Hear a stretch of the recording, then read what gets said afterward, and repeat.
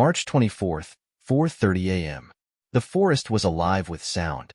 Each snapping twig and rustling branch felt like a gunshot in the stillness before dawn. The rain had stopped hours ago, leaving the ground slick with mud and the air heavy with mist. We moved in single file, our breaths shallow, our eyes darting to every shadow. Price led the way, her rifle at the ready, her steps silent despite the treacherous terrain. Behind her, Maria and Tucker kept a steady pace, their weapons raised. Green clutched the laptop to her chest as if it were her lifeline, her face pale in the dim moonlight. Calloway and I brought up the rear, our backs tense as we scanned the trees for signs of pursuit. "We need to rest soon," Maria whispered, her voice barely audible over the faint rustle of leaves. "People are going to start dropping." "Not here," Price replied, her tone clipped. "We're too exposed. Another mile, then we'll find cover." "If we make it that far," Tucker muttered, his shotgun shifting slightly in his hands. Despite his grumbling, he kept pace, his injured leg dragging but determined. The first signs of pursuit came as a low, distant rumble. At first, I thought it was my imagination, the sound of my own blood pounding in my ears. But then it grew louder, a rhythmic thrum that sent a chill down my spine. "Engines," Calloway said, his voice tense. "They found our trail."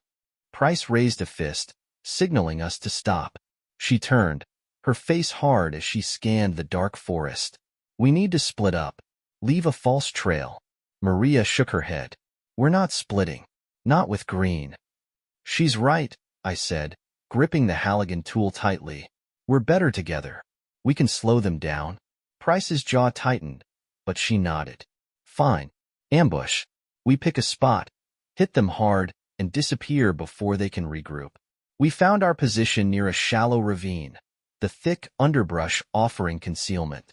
The slope gave us a slight advantage, and the narrow path through the trees would force our pursuers into a bottleneck.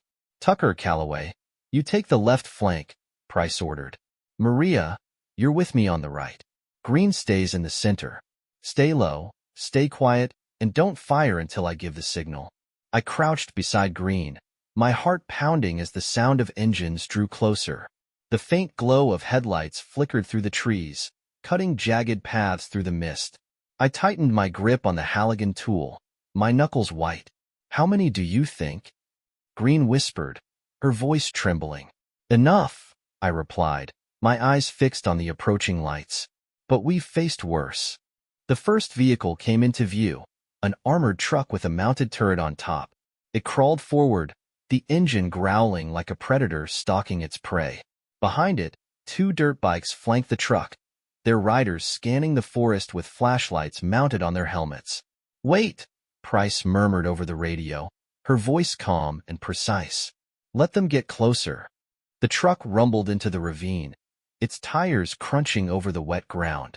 The bikes followed, their engines whining as the riders adjusted their positions. One of them stopped, raising a hand to signal the others. "Now," Price shouted. Maria's rifle cracked, her shot shattering the silence. The lead rider toppled from his bike, his flashlight clattering to the ground. Tucker's shotgun roared, the blast ripping through the side of the truck. The mounted turret swung wildly, firing into the trees as the enemy scrambled to respond. I surged forward, the Halligan tool swinging in a wide arc. The second rider turned too late, the impact sending him sprawling. Around me, the air erupted with gunfire and shouts, the clash of battle filling the ravine. The fight was fierce and chaotic. The truck's turret continued to fire, its rounds chewing through the underbrush. Maria moved with precision, her shots finding their marks even as the enemy tried to regroup. Tucker and Calloway held the left flank, their combined firepower keeping the attackers pinned. I ducked behind a tree, my breaths coming in short gasps. Green was huddled nearby, her face pale but determined as she clutched the laptop. "Are we winning?" she asked, her voice barely audible. "We're holding," I said, peering around the trunk. The truck was smoking now, its engine sputtering as one of Price's grenades detonated near its front axle. The turret went still, the gunner slumping over the controls. "Fall back," Price shouted, her voice cutting through the chaos. Now. We retreated as one, moving quickly but carefully through the forest. The sounds of pursuit faded behind us, replaced by the quiet rustle of leaves and the distant cry of birds. My legs ached, and my arms felt like lead, but we didn't stop until Price signaled. "Regroup here," she said, her voice steady despite the strain in her expression. "They'll take time to recover. We use it to put more distance between us." Maria leaned against a tree, her rifle slung over her shoulder. "That was too close."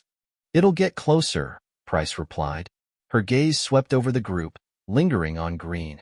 "What's the status of the data?" Green opened the laptop, her fingers flying over the keys.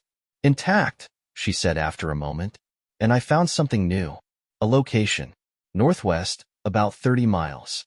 It's bigger than anything we've seen." Price's jaw tightened. "Then that's where we're going. Everyone, get ready. We're not stopping until we find out what they're hiding." As the first rays of dawn pierced the forest canopy, we set off once more, the shadows of our pursuers still close behind. The hunt wasn't over. It had only just begun. 6:15 a.m. The forest opened into a desolate expanse of rocky outcrops and scattered patches of withered grass. The first light of dawn painted the sky in muted shades of orange and gray, casting long shadows over the uneven terrain. We moved quickly, the adrenaline from the ambush still coursing through our veins. Every step felt like a gamble, every sound a potential threat. Price motioned for us to stop, her hand raised as she scanned the horizon. She crouched low behind a boulder, her rifle at the ready. The rest of us followed suit, dropping into the cover the rocks provided. "Anything?" Maria asked, her voice barely above a whisper. She knelt beside Price, her rifle trained on the tree-line we had just left. Price shook her head. "Nothing yet, but they're close. Keep your eyes open." Tucker leaned against a jagged rock, his face pale and glistening with sweat. "I'm not gonna lie," he muttered. "This is starting to feel like a bad dream that just keeps getting worse." "Dreams end," Maria said, her tone sharp. "This doesn't." Green was huddled behind another boulder, her laptop perched precariously on her knees. Her fingers flew over the keyboard, her face illuminated by the dim glow of the screen. "I think I found something," she said, her voice taut with urgency. "The location I mentioned earlier, it's more than just a base. It's a testing site. High-level clearance, heavy encryption. Whatever Orpheus is doing there, it's big." Price turned to her, her expression unreadable. "Can you access it?" Green hesitated. "Not remotely. The encryption's too advanced. We'd have to be on-site to break through. So we're walking straight into their stronghold," Calloway said, his voice laced with sarcasm. "Great plan. You got a better one?" Maria shot back, her glare silencing him. The faint rumble of engines in the distance snapped us back to the moment. Price's head whipped toward the sound, her jaw tightening. "They've picked up our trail. We need to move." "There's no cover out here," I said, glancing at the open terrain ahead. "They'll spot us the second we're out of the rocks." "We don't have a choice," Price replied. She scanned the horizon again, her gaze settling on a jagged ridge in the distance. "There. If we can reach that ridge, we'll have the high ground. It's our best shot." Tucker groaned as he pushed himself upright, his shotgun slung over his shoulder. "High ground sounds like a lot of uphill running." "Better than being sitting ducks," Maria said. "Already moving. Let's go." We ran. The uneven ground made every step treacherous, and more than once I stumbled, barely catching myself before hitting the dirt. The sound of engines grew louder, the ominous hum vibrating through the air. Price pushed us forward relentlessly, her pace unyielding. Green struggled to keep up, her breaths coming in sharp, shallow gasps. I reached back, grabbing her arm to steady her as she tripped over a loose rock. "I've got you," I said, pulling her forward. She nodded, too winded to speak, her grip tightening on the laptop. The ridge loomed closer, its jagged silhouette cutting against the dawn sky. But so did the pursuers. A quick glance over my shoulder revealed the first of their vehicles cresting the hill we had just left behind. Armored trucks and dirt bikes, their headlights cutting through the morning mist. "They're closing in," Calloway shouted, his voice tinged with panic. "We're almost there," Price barked. "Keep moving." A burst of gunfire split the air, bullets kicking up dirt and rocks around us. We scattered, each of us diving for whatever cover we could find. Maria fired back, her rifle cracking sharply. Tucker joined her, his shotgun booming as he took down one of the bikers. "Go!" Price shouted, covering us as she fired in controlled bursts. "Get to the ridge." We reached the base of the ridge, scrambling up the loose rocks as bullets ricocheted around us. My arms burned as I hauled myself upward, the Halligan tool strapped to my back feeling like dead weight. Green slipped behind me, her scream cut short as I grabbed her wrist and pulled her up. "Don't stop," I yelled, my voice hoarse. Price and Maria were the first to reach the top, immediately dropping into defensive positions. Calloway and Tucker followed, their weapons ready as they scanned the terrain below. The enemy vehicles were closing fast, their engines roaring like angry beasts. "Here they come," Price said, her voice cold and steady. "Hold the line." The first wave hit hard. The enemy riders fanned out, their weapons blazing as they tried to flank us. Maria's rifle cracked with deadly precision, each shot finding its mark. Tucker's shotgun roared, the sound reverberating off the rocks. I swung the Halligan tool at the first attacker to reach the ridge, the impact sending him tumbling backward. Around me, the others fought with a ferocity born of desperation, their movements sharp and calculated. The tide began to turn. One of the armored trucks ground to a halt as Price's grenade launcher found its mark, the explosion ripping through the vehicle. The remaining riders faltered, their advance slowing as we held our ground. "Push them back," Price shouted, her voice fierce. With one final surge, we broke their line. The remaining attackers retreated, their vehicles disappearing into the mist. The ridge fell silent once more, the only sounds our ragged breaths and the distant cry of a bird. "They'll regroup," Price said, her tone grim. But we bought ourselves time. "Green, what's next?" Green opened the laptop, her fingers trembling as she navigated the data. "Northwest," she said, her voice steady despite the fear in her eyes. "We're close now. Whatever Orpheus is hiding, it's just ahead." We regrouped, our exhaustion tempered by the grim determination that had carried us this far. The ridge was ours, but the fight wasn't over. Not by a long shot. March 24th, 8:15 a.m. The ridge stretched behind us like a jagged scar, its silence broken only by the distant rumble of retreating engines. The morning light pierced through the thinning mist, casting eerie shadows over the rocky terrain. Every breath was heavy with exhaustion, but we couldn't stop. Not yet. Price led the way down the northwestern slope, her rifle at the ready, her steps deliberate. She moved like a predator, efficient, silent, and coiled with tension. Behind her, Maria and Tucker followed, their eyes scanning the horizon for any signs of pursuit. I walked beside Green, her grip on the laptop as tight as the fear etched across her face. "How close are we?" I asked her, my voice barely above a whisper. Green glanced at the screen, the glow reflecting off her glasses. 15 miles. Maybe less. If we keep this pace, we can reach it by early afternoon. And when we get there? Tucker muttered, his tone sharp. "What's the plan? Knock on the door and ask to borrow their secrets." "We'll figure it out when we get there," Price said without turning. "First, we survive." The terrain shifted as we moved further north. The rocky ground gave way to sparse woods, the gnarled trees offering a semblance of cover. The air felt heavier here, thick with an oppressive quiet that pressed down on us like a physical weight. Maria stopped suddenly, raising a hand. "Hold up." The group froze, weapons at the ready. She knelt, her fingers brushing against the dirt. "Tracks," she said, her voice low. "Recent. At least 3, maybe 4 people. Headed northwest." Price's jaw tightened. "Orpheus." Maria nodded. "Most likely. They're ahead of us."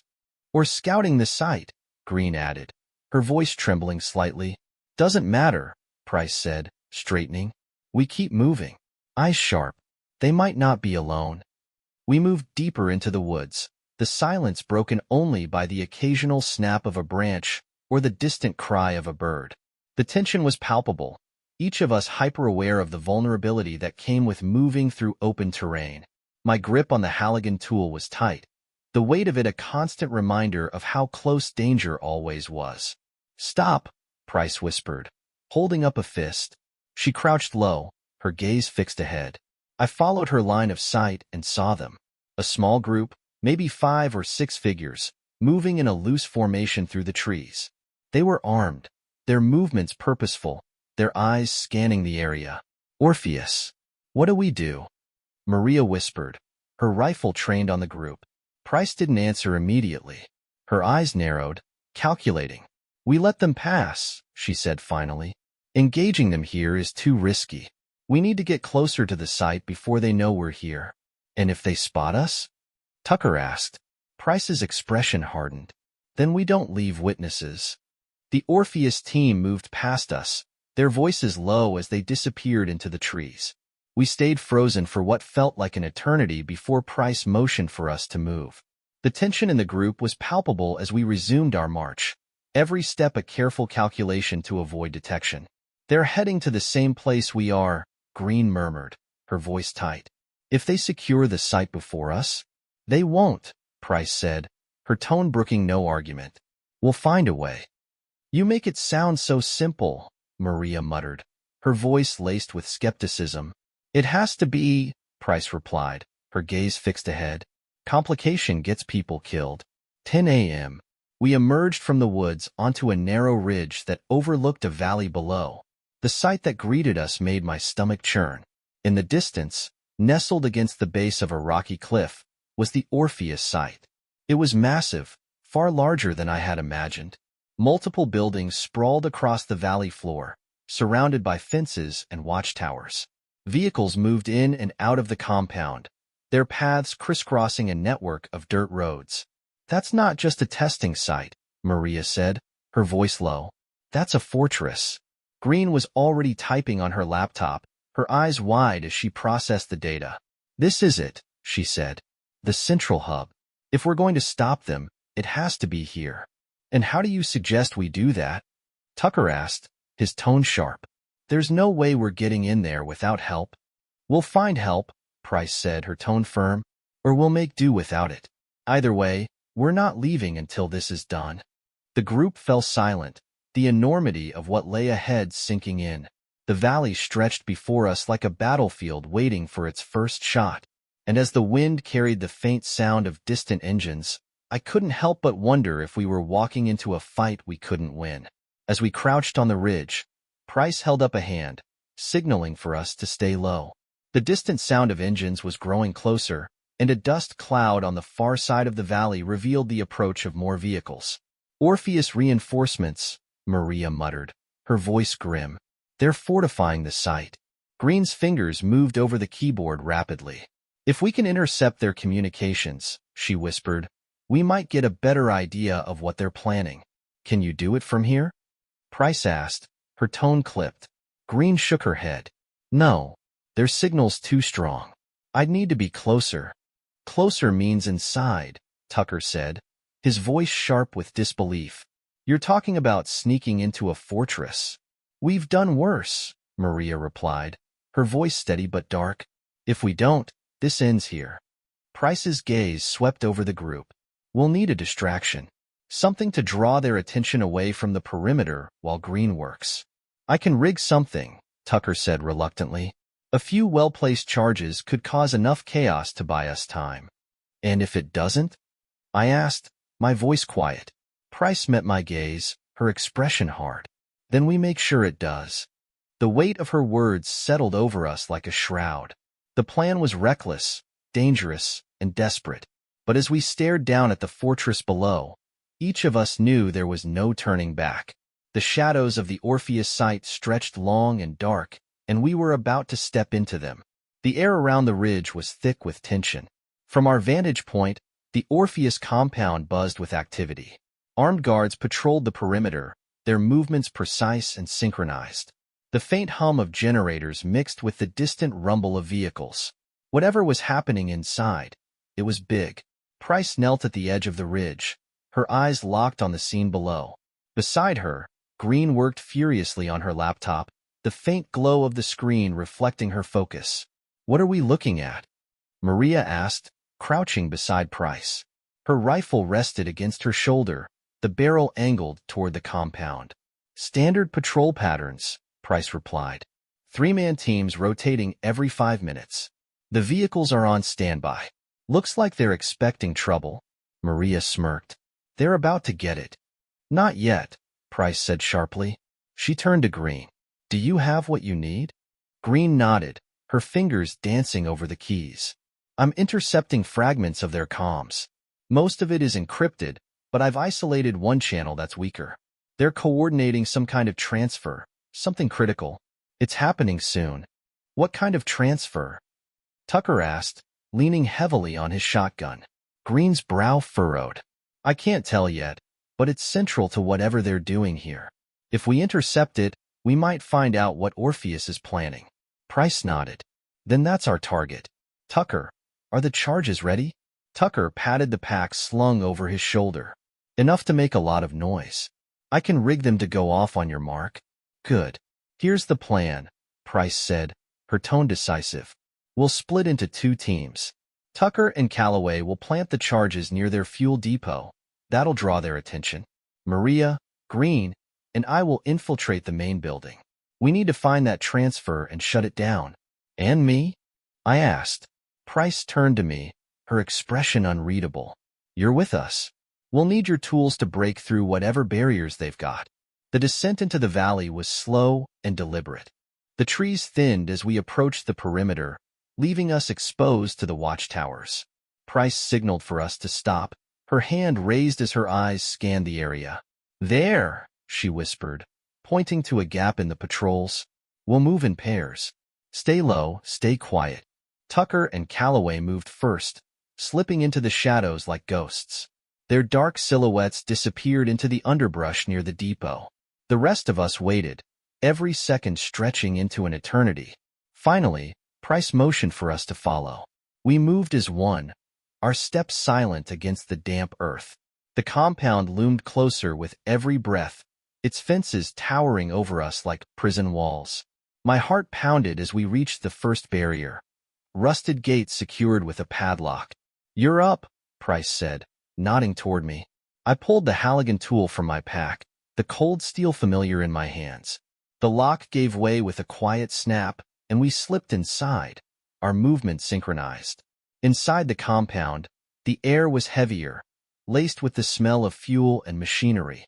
The buildings were monolithic, their gray walls broken only by narrow windows. Guards moved in pairs, their radios crackling with static-filled commands. "There," Green whispered, pointing to a building near the center of the compound. "That's where the signal's coming from." "Let's move," Price said.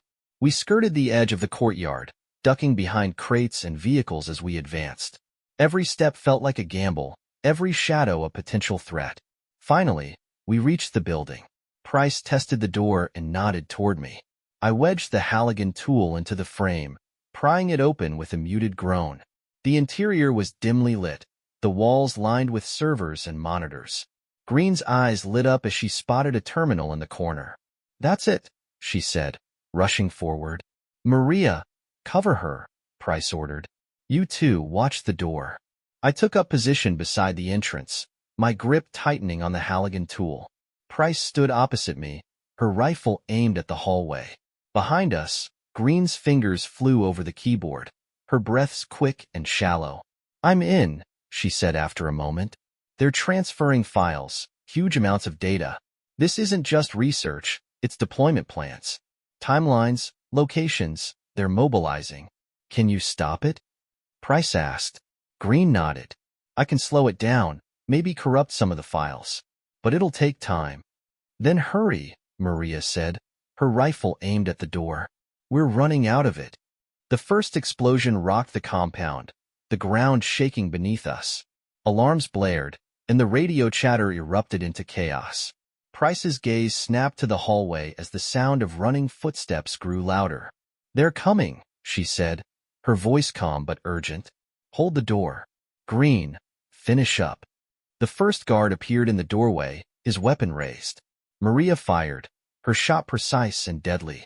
More followed, their shouts echoing off the walls as they advanced. I swung the Halligan tool, the impact sending one guard sprawling. "We need more time," Green shouted, her voice strained. "You've got it," Price replied, firing another burst. "Make it count." The fight was chaotic, the narrow hallway amplifying every sound. Bullets ricocheted off the walls, sparks flying as we held our ground. Green worked furiously, her fingers blurring as she typed. "Done," she shouted. "Let's go." Price nodded. "Fall back. Now." We retreated into the chaos of the compound, the alarms and smoke creating a maze of confusion. The charges Tucker had planted continued to detonate, each explosion throwing the guards into further disarray. By the time we reached the perimeter, the compound was in shambles. "Move," Price shouted, pushing us forward. We slipped into the trees, our breaths ragged but our determination unbroken. Behind us, the Orpheus compound burned, its secrets unraveling in the chaos we'd left behind. But as we regrouped in the safety of the forest, the weight of what Green had uncovered settled over us. This wasn't the end. It was only the beginning. March 24th, 12:30 p.m. The forest was eerily quiet. The only sounds were the crunch of leaves underfoot and the faint hum of distant alarms from the Orpheus compound. The chaos we'd unleashed still echoed in my ears, a symphony of explosions and gunfire that had given us the edge, for now. Price led us deeper into the woods, her pace relentless despite the weight of what we'd just survived. Behind her, Green clutched the laptop tightly, her face pale but resolute. Tucker limped slightly, his shotgun slung across his back. Maria and Calloway flanked the group, their weapons ready, their eyes scanning the shadows for any sign of pursuit. "How much farther?" Maria whispered, breaking the silence. "Not far," Price replied without looking back. "We need to find a defensible position. They'll be on our trail soon enough." Green's voice trembled slightly as she spoke. "The data I pulled, it's worse than we thought." She glanced at Price, her eyes wide. "This isn't just about alphas or testing. Orpheus is deploying something soon. A new phase." "What kind of phase?" Tucker asked, his voice heavy with suspicion. Green hesitated. "I'm still piecing it together, but it looks like coordinated outbreaks. Multiple locations, all timed to overwhelm any remaining resistance. This isn't containment anymore. It's escalation." Price's jaw tightened. "We'll deal with it. First, we survive. Then we plan." We found a small clearing surrounded by dense trees, the ground littered with fallen branches and moss-covered stones. Price raised a hand, signaling us to stop. "This will do for now," she said, scanning the perimeter. "Maria, Tucker, set up a watch. Calloway, see what supplies we have left. Green, start decrypting the rest of that data." I dropped to my knees, my body sagging with exhaustion. The adrenaline that had kept me moving was fading, replaced by a bone-deep weariness. Beside me, Green opened her laptop, the faint glow illuminating her determined expression. "There's something else," she said quietly, her fingers flying across the keys. "One of the files mentioned a secondary facility. North of here. It's not as fortified as the main site, but it's critical to their plans." "What kind of facility?" I asked, my voice rough. Green shook her head. "I don't know yet, but if we hit it, we might disrupt whatever they're planning." "Orpheus isn't going to stop," Maria said, her tone bitter. "Even if we take out this facility, there's no guarantee it'll change anything." "Maybe not," Price said, her voice firm, "but it's a start." The stillness of the forest was shattered by the distant sound of engines. Maria and Tucker were on their feet instantly, their weapons trained on the direction of the noise. "They're coming," Maria said, her voice taut. "And they're closer than I thought." Price motioned for us to pack up. "We can't stay here. Move." We moved quickly, our steps muffled by the damp forest floor. The sound of pursuit grew louder, the engines accompanied by the occasional bark of a dog. My heart pounded as we weaved through the trees, every step a fight against the panic threatening to overtake me. "There's a stream ahead," Price said, her voice low. "We can use it to mask our scent." The stream was shallow but fast-moving, its icy water numbing as we splashed into it. Price led us upstream, the current pulling at our legs as we moved against it. The sound of the water drowned out the engines, but it also muffled our movements. "How long do we stay in this?" Tucker asked, his teeth chattering.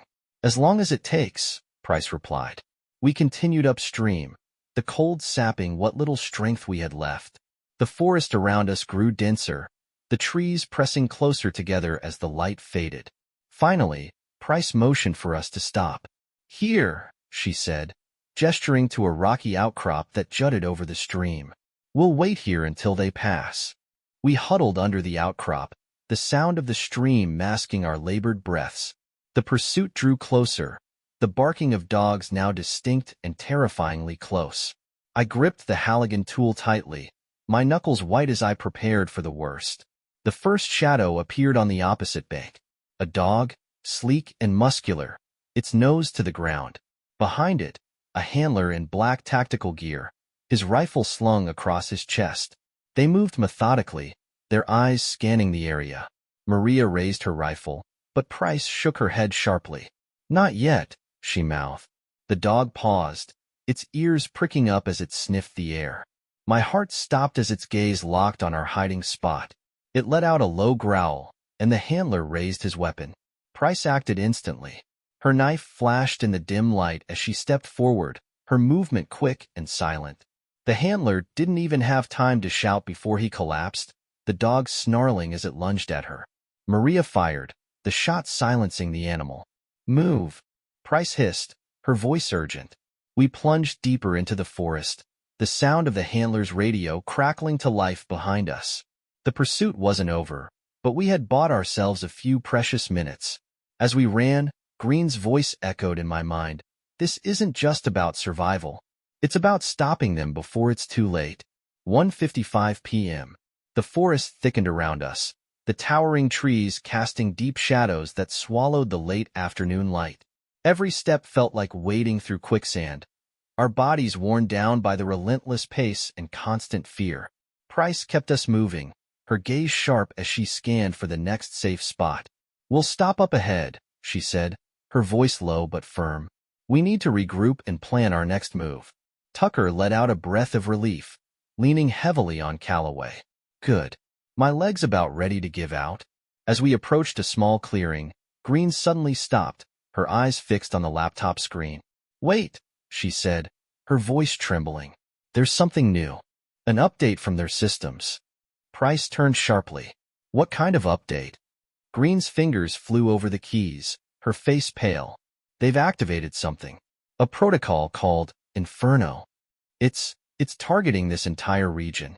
If we don't stop it, everything here will burn." Silence fell over the group as her words sank in. Price's expression hardened, her voice cutting through the tension. "Then we stop it. Whatever it takes." We exchanged grim looks, the weight of her words settling over us like a shroud.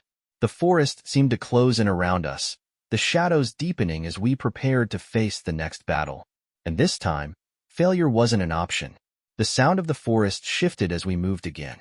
The eerie quiet gave way to faint cracks and whispers, unnatural noises that sent shivers up my spine. Price signaled for us to halt and crouched low, her hand hovering near her weapon. She motioned for Green to mute her laptop. "Something's not right," Price said, her voice barely audible. Maria tilted her head, listening. "You hear that?" she whispered. "It's like clicking."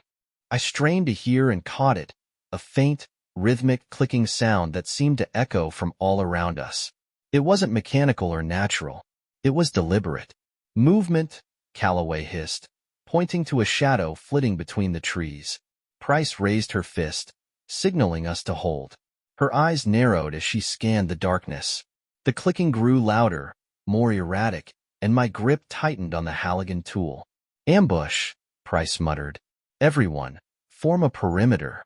We circled up, weapons at the ready, the forest pressing in on us like a living thing. The clicking stopped, replaced by an unsettling silence that felt more oppressive than any noise. My pulse quickened, every shadow seeming. Suddenly, the clicking resumed, louder and closer, followed by a sharp, inhuman screech that pierced the oppressive quiet. The sound seemed to come from all directions at once, as though the trees themselves were crying out. Then, they came, figures emerging from the gloom, their forms twisted and hunched. Their movements were unnaturally jerky, their eyes glowing faintly in the dim light. "Contact!" Maria shouted, opening fire. Her rifle barked sharply, and the nearest creature crumpled to the ground, but more surged forward, undeterred. "Hold the line!" Price yelled, her voice cutting through the chaos. She fired in controlled bursts, each shot precise. I swung the Halligan tool as one of the creatures lunged at me. The impact sent it sprawling, its body convulsing as it let out a guttural hiss. Around me, the group fought with desperate ferocity, their movements fueled by adrenaline and sheer will to survive. "These aren't alphas," Green shouted, her voice rising in panic. She ducked as one of the creatures swiped at her, its claws raking the air where her head had been a moment before. "They're worse," Calloway yelled, firing his weapon at point-blank range. The creature before him screeched and fell, its body twitching. The creatures seemed endless, their numbers overwhelming. For everyone we took down, 2 more appeared, their glowing eyes and unnatural movements a horrifying sight. The air was thick with the stench of blood and decay, the ground slick beneath our feet. "We need an exit," Maria shouted, reloading her rifle with shaking hands. Price's gaze darted around the clearing, calculating. "Green, give me a direction." Green fumbled with her laptop, her fingers trembling. "East," she finally yelled. "There's a clearing about 500 yards that way. It's open, but we might lose them in the light." "Go," Price ordered. "Move as a unit. Don't stop for anything." We broke formation, running as fast as our battered bodies would allow. The creatures pursued us, their screeches echoing through the forest. My lungs burned, every step a struggle as the weight of exhaustion threatened to drag me down. The clearing appeared suddenly, the dense trees giving way to an expanse of sunlight and open space. The creatures hesitated at the edge, their glowing eyes narrowing as they watched us. For a moment, I thought they might retreat, but then they surged forward, their unnatural forms breaking into the light. "Keep going," Price yelled, turning to fire at the closest ones. Maria and Tucker joined her, their weapons spitting fire as they held the creatures at bay. Green stumbled beside me, her breaths ragged. "We can't outrun them," she gasped. "They're too fast." Price's voice cut through the chaos. "We don't have to outrun them. We just have to buy time." I glanced back and saw her reaching for a grenade. "Keep moving," she ordered, pulling the pin. She hurled it into the center of the advancing creatures, and the explosion tore through them, a deafening blast that shook the ground. 2:35 p.m. The explosion gave us a moment's reprieve, but it wasn't enough. The creatures regrouped, their glowing eyes fixed on us as they advanced once more. Price reloaded her rifle, her expression grim. "This doesn't end here," she said. "We hold until we can't." I tightened my grip on the Halligan tool, my heart pounding as the creatures closed in. Around me, the group formed a loose circle, their weapons raised, their faces etched with determination. The battle wasn't over. It was only beginning.